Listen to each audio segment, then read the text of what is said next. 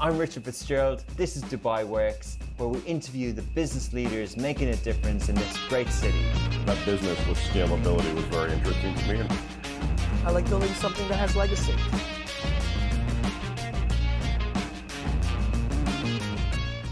Good morning and welcome to another episode of Dubai Works Business Podcast. It's the first one of 2022 and we have a great guest to kick off the year. We're joined by Monica Arango, who is the founder of Say Easy. I hope I'm getting the pronunciation right. It's a homegrown interior design studio that's challenging the design industry in Dubai by dedicating their work to transforming spaces into unique and creative destinations. Good morning, Monica. Good morning. How are you guys? Thank you so much for having me. I'm delighted to be here. And thank you for joining. Thank you for joining. We're both joining from our own homes today, so that might be a good omen for an interior design interview. So where are you based? So we are based as in CTC, the studio. So we are in Sheikh Road. Our studio is there, and yeah, it's been almost a year that we've been in the studio. Okay, and you're working from home today. So you're in Jumeirah Gulf Estates, as you mentioned. Yes. Oh, yes. So I live in Jumeirah Gulf Estates. This unfortunately is homeschooling, so I'm kind of divided between here and the office. So yeah, it's nice actually to be from home having this nice conversation today with you. Exactly. Yeah, it's great that we can connect this way. But I think a lot of people, 2 years into the pandemic and on Zoom, a lot of people are working from home. I'm sure that had an impact on your business in a positive way. But can you tell us a little bit about the background to Say Easy? What is this and how you came up with the idea and what is the business? Sure. So so I'm actually a lawyer, and CTC is the result of like a transition in my career, like around 7 years ago. And basically, when I had my second child, it was very challenging for me to continue within the corporate world. The timings didn't work. And I always had a very deep interest and passion for interior design. My family has a background on it, and I've always been very interested in the industry generally. So CTC came out of actually a personal project that we did with my husband in France, in Nice. And I was in the midst of the transition of the careers. And when we got the project, I executed the project from Dubai. So we procured everything, and then we set up traveling to France, and we basically did the whole setup of the apartment and whatnot. And then this is where my husband is French, and he goes to me, "This is what you should do. I think that you're really good. I'm your first client. I am like very impressed." So this is how actually the idea started. To be honest with you, at the beginning, I was like, I'm a lawyer. I think I will always be a lawyer, and then there is no other way out. But little by little, even when I was working as a lawyer, I was helping my colleagues, the girls that were pregnant. I was helping them with the rooms.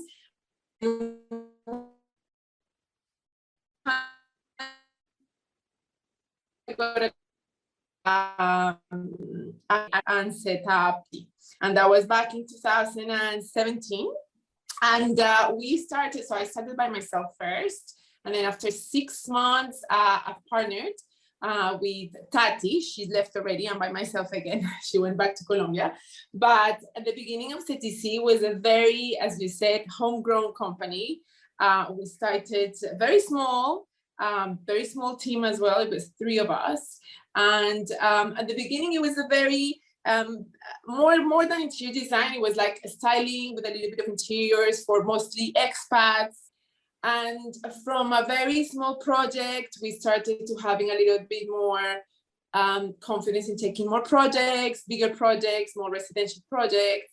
And it's been now, I would say 5 years and a half, 6 years, that the company has grown exactly as you said, from something that it was a transition career moment to a really nice studio based in Dubai, and we are now 9 of us.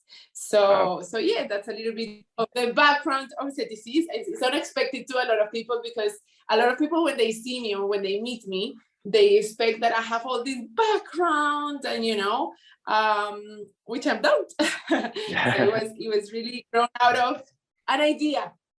Amazing.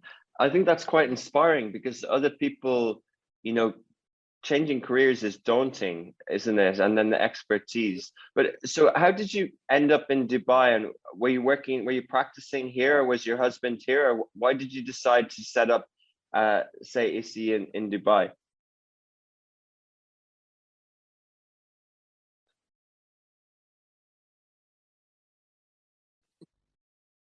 So we actually used to live in London, back in London, and in 2000, I think 8, he got transferred to Dubai, and I was basically just starting my career in law. So I studied law, qualified in the UK. So when I came here to Dubai, at the beginning I worked in a law firm that was not English, and then I moved to an English law firm, and that's kind of the transition why we're here in Dubai. Then obviously we continued. I mean, our kids are here, we're set up here, and at the moment we're actually based here, so it made sense to set up CTC in Dubai for now. Yeah. Okay, interesting. So that's how you set up the business, and you have a design studio, you've grown, and you've got clients. What were the early days like? You know, you mentioned you're a lawyer. Did you have to educate yourself, or, you know, obviously there's a lot of sort of creativity and personal styling going into this, but it's also a business, it's also a profession. So how did you sort of upskill? So that's actually a very good question. And I always say, and people say like, oh, well, how could you transfer skills? So absolutely right. The creative side, I think that's something that you don't learn. In fact, I've met many interior designers, people in the industry that have studied that, and they say that either you have the eye or you don't have it, no matter how much you have studied. So in my case, I had the creative part. In terms of the business as a setup, so I come from a very entrepreneurial family. So both of my parents, my father is a lawyer, but he set up his own company. My mother set up his own company, and my sisters back home, they are very entrepreneurial. Both of them have their own companies. So I had that background. Also, studying law itself, it's a very good base, especially when you've been working within the corporate world, where you get your structure. You get the very basis of what is to be in a business, in a big corporation. So from that set, I think that I transfer my skills of how to set up the company, the budgets, the finance, all of that from my obviously legal background. And in terms of interior design, you're absolutely right. Of course, you need to educate yourself. I actually didn't go anywhere. I educated myself through whatever I had available. And yes, it kind of, I think that this is a job that, number one, you learned obviously with the job. There is obviously new skills, a new set of experiences, especially with clients, especially when you do interior design and residential. It's a very personal relationship that you have with your client. You're kind of coming into their inner world, their private world, and then so this is how I think that the early days of CTC was, in terms of the business, the background of my family, and I guess my background as my legal background, even to set up a company legally, I kind of knew. And in terms of the skill set, I mean, I still know that, you never stop learning, right? So with every project until now, there's always, every project there's something from. So it's a continuous curve. I don't think that we could ever stop at any point.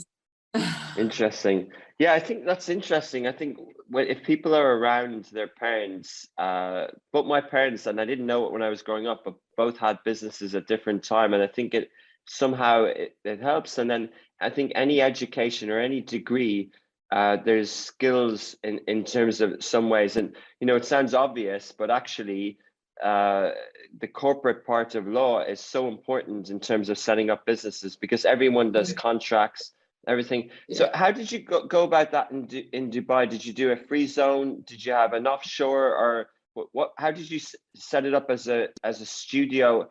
And it's on Sheikh Zayed Road, but what activities did you have, and what services do you provide? So in terms of the beginning of CTC, that was with my business partner. We set up the company in Fujairah Free Zone. The reason being is because we didn't really have an actual office.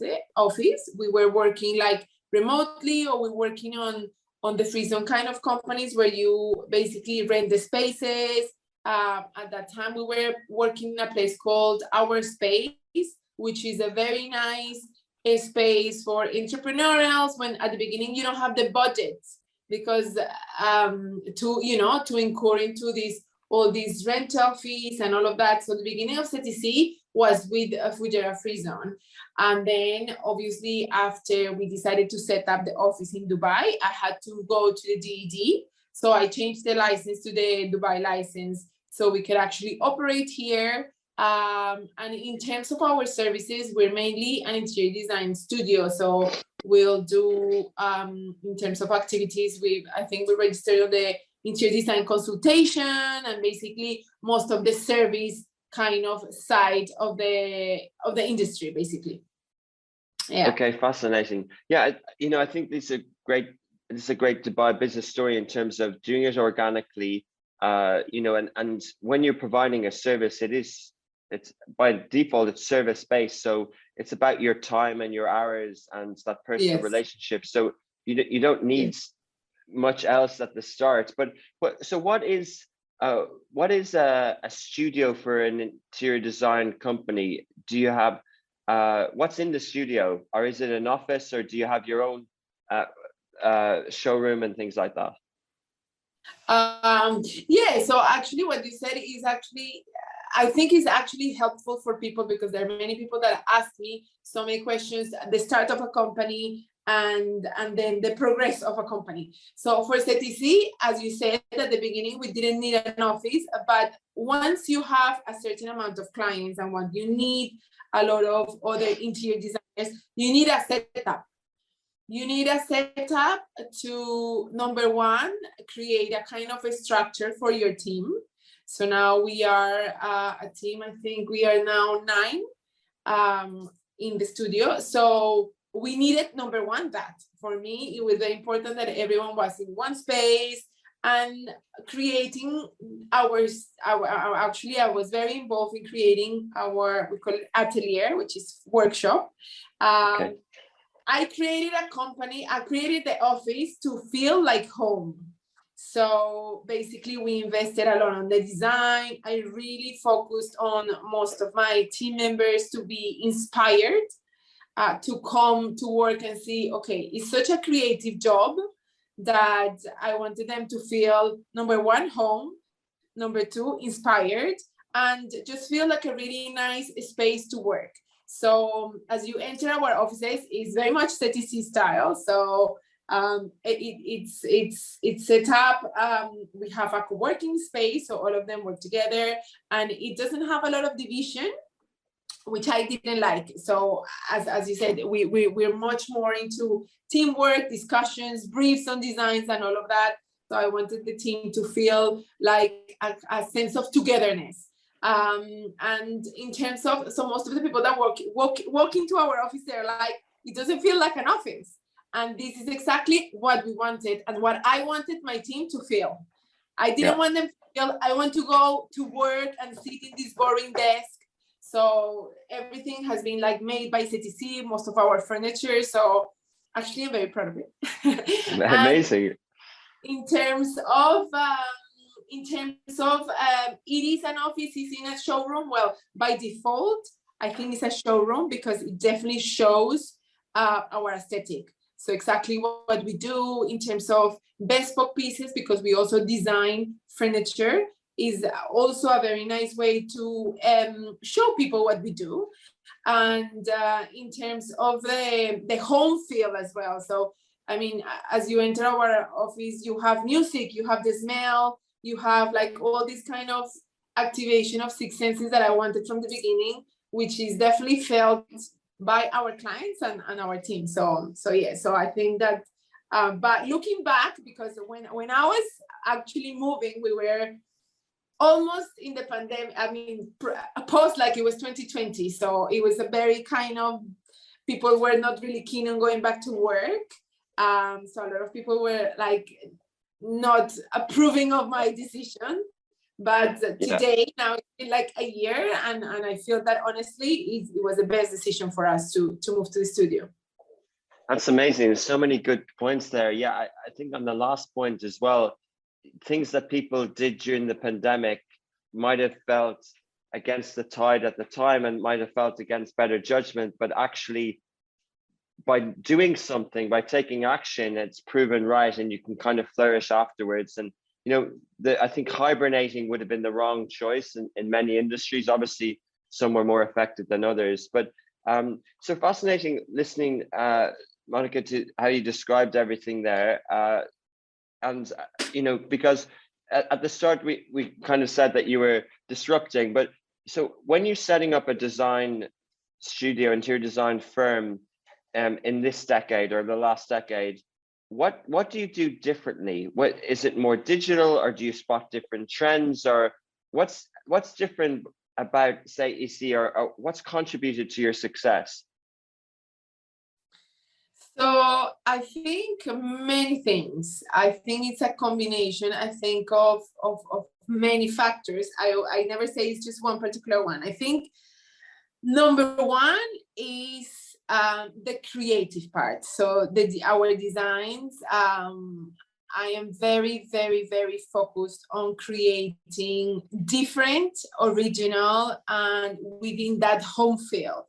So, and this is actually the feedback that we get with most of our clients. They're like, I like you because we haven't seen this before or whatnot. So we actually have a rule within the team, is that we don't reproduce any piece of furniture or anything that we have seen in our different clients. So what we try to do is that creative part, because as you said, these days, to be honest with you, you have access to everything, right? So you get inspiration from everywhere, and it's a very easy avenue to copy paste what the States is doing, to copy paste what Europe is doing, what South America is doing, or any other designers. So I think that one of the focuses is that, to avoid the copy pasting of either Pinterest or whatever. You can get inspired from whatever part in the world or any avenue, but that creative part has been definitely a very defining factor. And in terms of, and I think that's one of the things that drive our clients, and you can see it in the end result of the designs. It's very difficult for you to compare one of our projects to another because they're so different, but at the same time, they have our stamp, which is exactly what we wanted, right? And then I think also I do believe in timing, and I think that I speak for the industry. So I think that COVID times were times where people in the world were very focused at home, right? So I think with all these traveling, the expat life, and I mean, I don't know about yourself, but for example, my husband travels a lot. Every other person that I know travels a lot, and the time at home was not perceived as important, especially when you are an expat, because you have that expectation that like, oh, why am I doing improvements in my home? Number one, is not my home, the people that don't own. And number two, I'm probably gonna live in 2 or 3 years. So by experience, for example, what happened to us, as in me and my husband, my family, is that we've been living in Dubai. We were living in Dubai for 12 years in a rental home. And then after that, we decided to buy. But we were living in for 12 years. And when we came to Dubai, our thought was one. And I am into design, and of course I did improvements, but I know a lot of people that spend more than 10 years and they haven't done any changes to their home. And at the end, the question is like, if you don't do it now, then when? Right? Yeah. You can enjoy it. So I think that COVID times, because people were so much centered in home and staying at home and what can I do and whatnot, they saw actually the importance of your home and how important is like, it's nice to improve where you live, you know, even though we're not from here, why not make it look like home? So what happened with CTC was that I think that there was a big boom within the interior design industry worldwide. I think residential, for the COVID times. I mean, the amount of people that we had from the region, from Saudi, Bahrain, Qatar, that they just wanted to improve their homes. The people that were living, for example, in apartments, moved to villas. The people that were renting bought. So it was a really nice transition, I see, of people just wanting to live a better life at home. And I think that was a big boost for CTC. I think that when I see the kind of trend and the line of growth in terms of interior design at CTC, it was 2019, 2020 is when we saw the boost. Yeah. In the company. Amazing. And I think, if you're doing it organically and then you have the studio and then it's good timing, and we can talk about competition, but just how to approach you and how to start it. And I'm going to give two examples, and one is around on this question. So I was doing an interior design job on this apartment. I was going to refurb it. I was going to put a floor in and buy sofas and stuff like that. And when we were doing it, I didn't know. I knew I wanted it nice, but I didn't know how to do it. So we used an online service in Dubai, and we paid. They came and they paid a flat fee, and then we did the rest. So it was a few thousand dirhams, and then they just literally sort of did a drawing and did a mock-up. I didn't know that service existed. I never would have thought of it in the past. I didn't really know how interior design firms worked, whether it was turnkey, whether it was full service. So what sort of, are people as ignorant as I was when they go to you first? And how do you kind of work with people? Because the internet is there, right? Like there's Pinterest. People can go into showrooms and they can go, I like this sofa, I like this chair, I like, and people like you might want to go, hey, I have a bit of a creative itch that I want to do it myself. So how do you kind of how do people discover that a quality service like yours is good, and then how do they approach you at the start? I think that's what you told me is a very typical question, or that I face with the clients, and you're absolutely right. So interior design firms operate in different ways. As for CTC, we have different services exactly for that purpose. So we saw the need of people that maybe they didn't have a huge budget for the interior design, procurement and execution, but then maybe they just wanted the design aspect, which is exactly what you bought, right? So in terms of CTC, we do provide only the design. Actually, most of our work in Saudi, Lebanon, and around the region is only based in design. So like you and me, we have a conference call over the phone, over Zoom. They will send us the technical drawings of the space, and then we'll get going with the design. Of course, we do like a questionnaire and get the most of the information from the clients. But believe it or not, in this stage of age, an e-design is effective. And I always say this, when the clients, number one, have time, because time can be stressful, and that's why other clients hire that full scope, right? And also when you do have the patience to execute and procure the project. Not a lot of people like it, not a lot of people, are up for it, but there are some people that are amazing doing it. In fact, I have an amazing example, which is one of our clients in Oman. We did her whole villa It was a very massive villa. I've never met the client face to face. We met, all our meetings were on Zoom, and we worked only on the tech drawing. And basically we did the design, and we also provide her the procurement list, so she could actually execute everything as per our procurement for everything. And then a few months later, she did it. She showed us a video, and it was quite unbelievable, to the detail. From the pot of flour that we put there to another. So those are the kind of success, kind of the stories that we say, you know, this package works for you, is amazing. You know, you need is the design and the schematic of it, because most of the interior design, I think, problems that people have is because they don't get the sizes right, and you don't have a special schematic of the area. Then, of course, we have our big projects that, as you said, they're the turnkey projects where we do from A to Z. So we'll do the design, the procurement, and the execution. And basically, this is where our clients hand over the keys to us, and we do everything.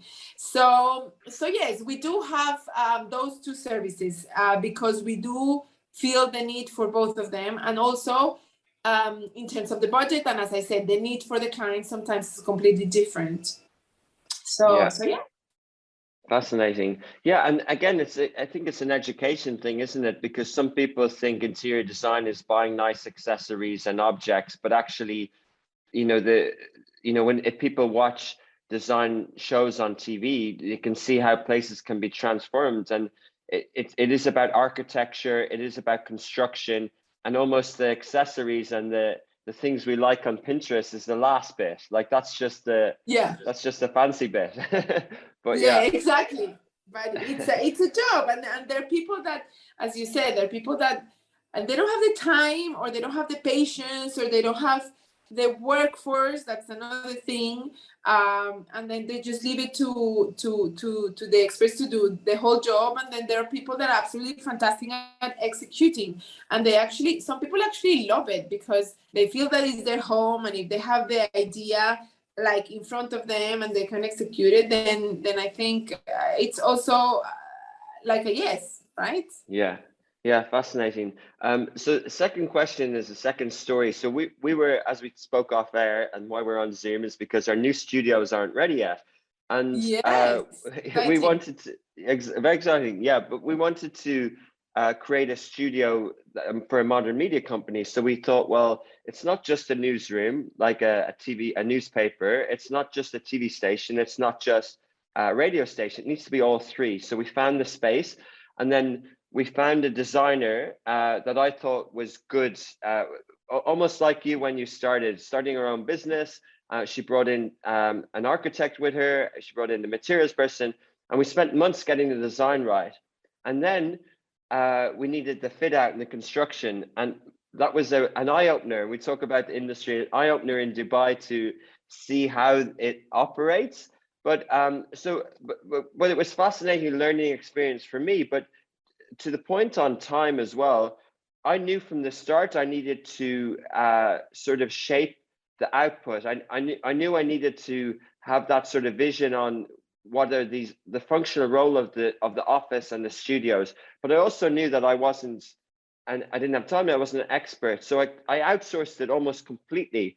And it was amazing because this dynamic of an independent designer and a big professional sort of turnkey construction company who has a joinery factory and also a showroom for furniture, it works really well in terms of working together. And I guess the question is not really about whether you do commercial units as well as at home, but with 9 people, and you mentioned you design furniture, what are the skill sets of that? And at what point do you say, hey, okay, we have a workplace, the atelier, the space that you have, but at what point do we maybe start to do joinery ourselves? Or at what point do we have our own showroom of furniture and things like that?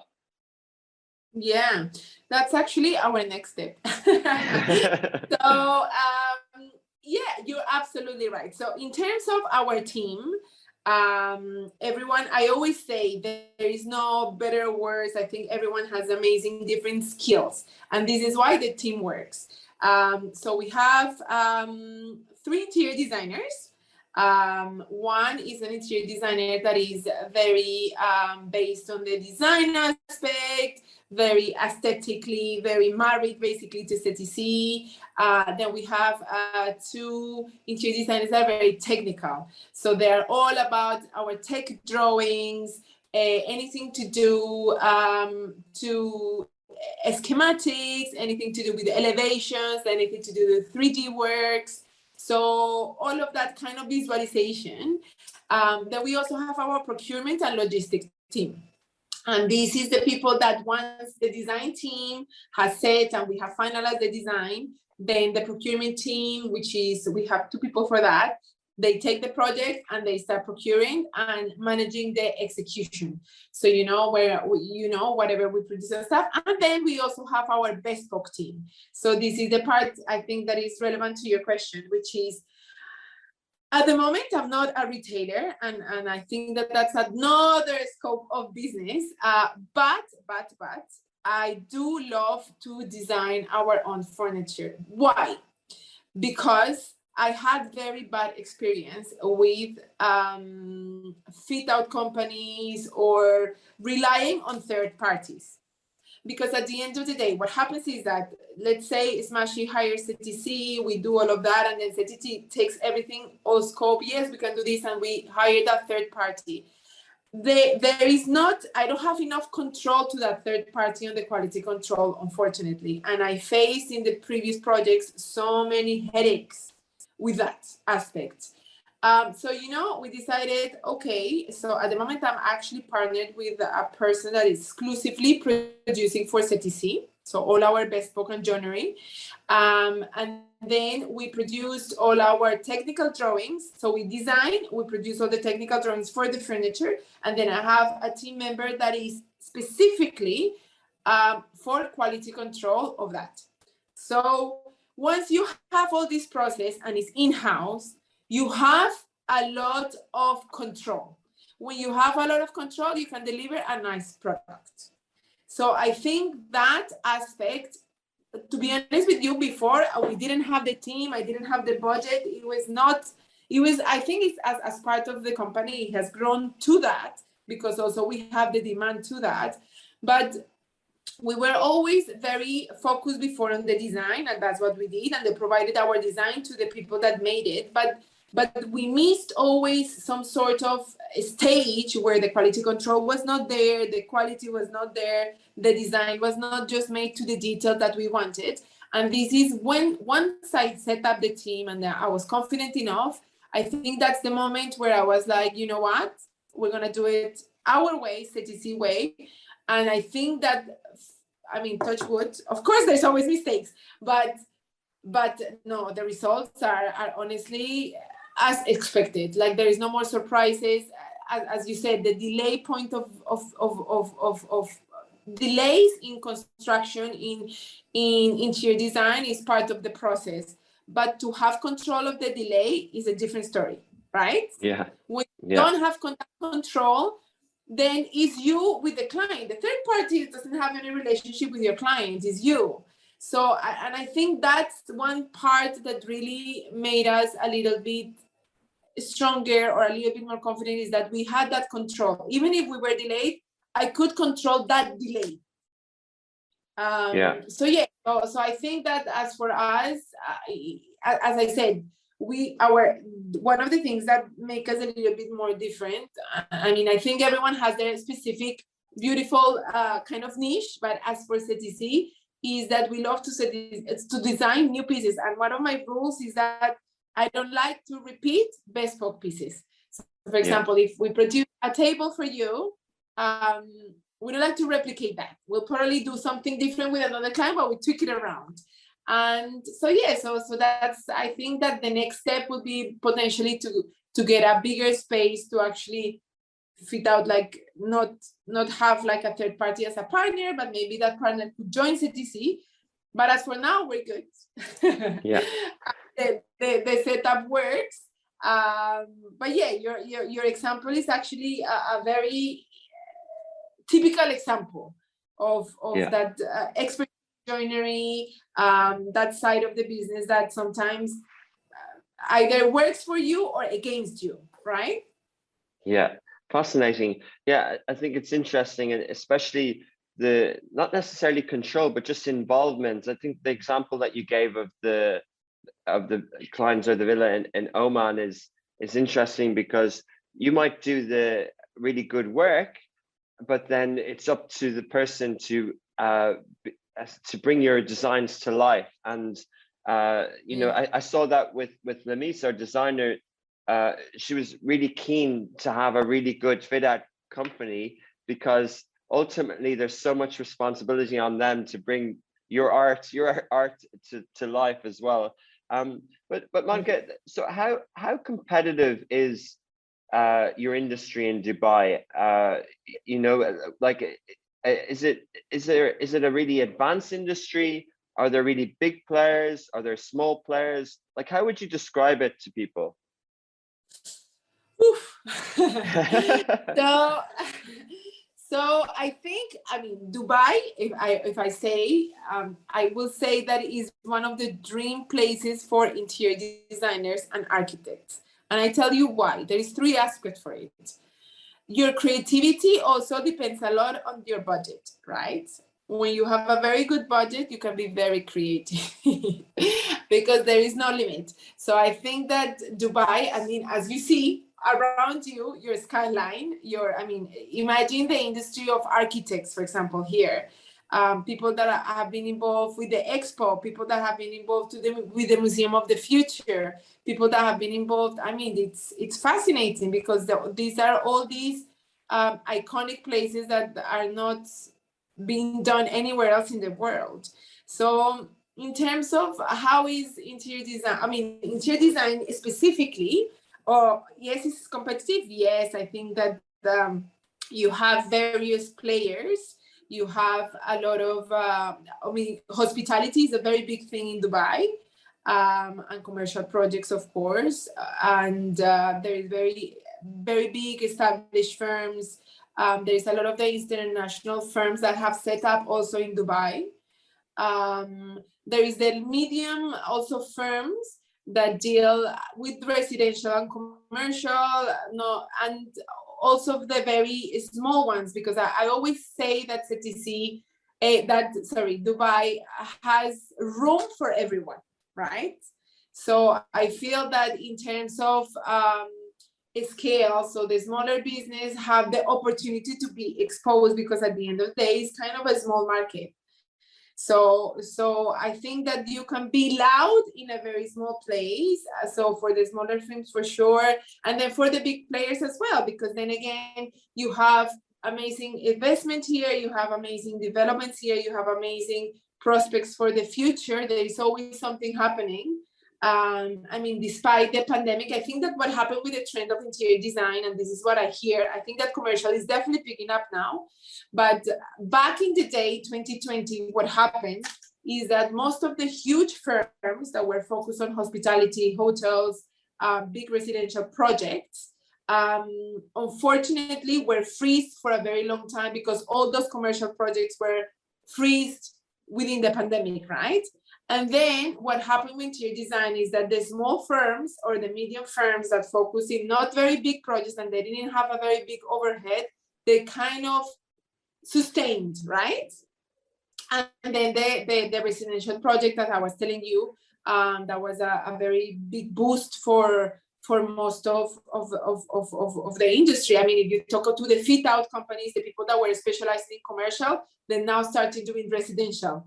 The architecture that were focusing very much on commercial, they moved to residential. So there was definitely like a trend. But in terms of competition, of course, there is competition. There is amazing firms that we look into, like recently I went to the Identity Awards, and this is where you mix and match and see all your competitors, and it's nice that also they recognize you, or they recognize your work, or you recognize their work. So yeah, I think I always say that competition is so healthy, and is very good for your own kind of status, right? So when you compare yourself, or when you see yourself, how you perceive yourself amongst others, right? So yeah. Interesting. Yeah, I think I heard on a podcast recently, someone said when they're entering new markets, they need to see that there's competition there, because that means there's a market, that means there's customers, there's dynamics, and someone has done it before you. To create a market out of nothing is really hard, which is why, in other markets, right? Like in emerging markets, to create that market is hard. It's almost easier in a funny way to come second, to come when others have done it, because having behavior to buy and sell is a hard thing to generate from scratch. But fascinating, just to understand a little bit about the industry. So if there's a new development, can your company win a contract with a master developer, a private developer, to do the interior for a block of apartments or villas? Is that something that you can do, that you can respond to RFPs for, or is it hard to kind of get those type of contracts? Well, I would answer that question 3 years ago that I would have never been considered. But today we have pitched for it. We have won against big shots. We have lost against big shots, which is so good. I love to just pitch. Your request for proposal, I actually enjoy them, because from every single one you learn. And I always say that if you don't get it, it's because there is a reason. I don't have the capacity, or maybe, I never question. I will never question whether we could do it or not. I always question the timing, So yes, we've been lucky enough to be considered to very, very interesting projects. So now that you say, so before I was very, very focused on residential, and now since 2021, we started definitely much more doing commercial. So I think that within this year, I think we've done restaurants and cafes, and also we've been considered within the developments to do like show apartments, and yes, the much more commercial definitely than before. And then again, I think that having the team, having the studio, having of course the experience have made us be here, right? I don't think that in the 6 years before that we had, I will not be here, because to be honest with you, to be pitched for all these projects and whatnot, you need a history. And this is one thing that I always see in entrepreneurial world. People want to make money and be successful from day to night. It doesn't happen. And it's just, it's a fact of life, and you need to be patient. And the most important thing is that you need to believe that what you're doing is good yourself. And then when you have that brand, then the rest will come, right? Yeah, I think you're really good advice. I think that's really good. When people say to you, or to anyone who's built a business, hey, just accelerate the growth, just go faster. Like, you can't. You have to kind of, and especially in your space, because listening to treating each project as an original is important. So scaling you can't just say, hey, we're just going to do 10 of these projects, make the same 10 shares. Like, you have to kind of grow organically, but you can grow. You don't need to say, hey, let's just be boutique. We can only ever be small. You can scale, but it just takes time, right? Yeah, and also it's your decision. So if, for example, in my case, there's been many opportunities, I guess, for big projects, but I always, as I told you, there's many times that I consider timing. I consider also my timing, the capacity of my team. I'm a mother, I like to be present. Is this project gonna take me out weekends from my family? If it is, maybe go to the big firms, So I think that there is a lot of thought behind. And I always say that, you take your business the way you want. And, whatever you are successful, however you scale it, it needs to be tailored to your life, right? Amazing. Yeah, good advice. I think this would be good for the regular listeners of the podcast. But also we're coming to the end. I want to ask you about the future in different ways. Like what do you have planned? We're at the start of a new year for EC, and Monica, also, what's your dream project? What would you love to work on in the future? So 2022, I think, is going to be a very interesting project for a very interesting year for CTC, because we have current projects in the pipeline, of course, that are going to kind of turn CTC to another type of, I will say, company. As I told you, we are more focused now on producing our own pieces and furniture and all of that. So in terms of that, I think that's our next step, to expand, potentially to create a capsule collection of furniture. I think that's but I think there is a little difficulty there, because at the moment we don't want to turn into retail. So we need to figure that one out, but that's definitely on the pipeline. And then in terms of dream projects, I don't know, it's hard to say, but I have to tell you something. We are actually working on one of our dream projects. Number one is our dream client, amazing person that trusts us with blind eyes in terms of design and budget and everything. But yeah, I guess, what is a dream project? I think a dream project is where I see my whole team just being so excited to produce and to make this happen out of their own will and not work. I think that's when I see, okay, this is a dream for everyone. And they get excited, and then they get excited for approvals. And then when we order stuff, they're like, oh my God, this is actually happening. So I think that when I see the eyes of my team and myself and even the client, and everyone is getting so excited about it, forgetting about the timing or the time that you put in your work, but just, focusing on the end result, that's for me, that's a dream project. It doesn't matter the size, by the way. It can be as small as this or as big as this. Is actually what it produces to you.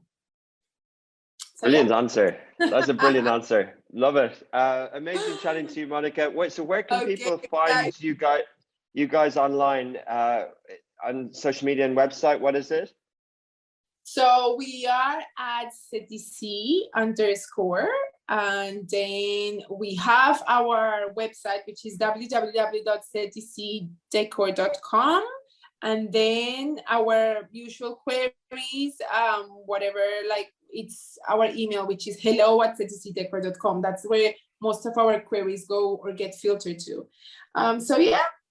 Perfect. Amazing. So that's CESTICI. Perfect. Yeah. Amazing. Thanks so much for your time. It's been really good speaking to you. Just by meeting you now today, it really seems like an amazing business, and wishing you all the success in the future. Thank you so much. Take care. Hey guys, I'm Richard Fitzgerald. This is Dubai Works, where we interview the business leaders making a difference in this great city. That business with scalability was very interesting to me. I like building something that has legacy.